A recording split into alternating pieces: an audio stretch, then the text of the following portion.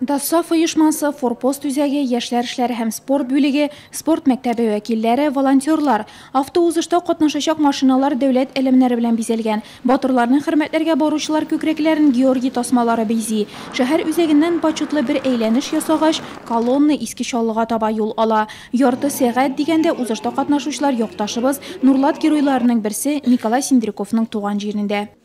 Мы вот уже второй раз возле этого нового мемориала Без бу яңа мемориал янында биек җиңү бәйрәмен икенче тапкыр уздырабыз. Сугышта катнашканнар хөрмәтенә куелган һәйкәл яңартылды. Советлар Союзы герое Николай Синдриков һәйкәле төзекләндерелде. Шулай да иске һәйкәлне дә ташламадык. Ул бик күп язмышларны хәтерли. Батыр якташларыннан тыш автоузышта катнашучыларны каршы алырга чыккан укучыларның искә алырлык кешеләре байтак.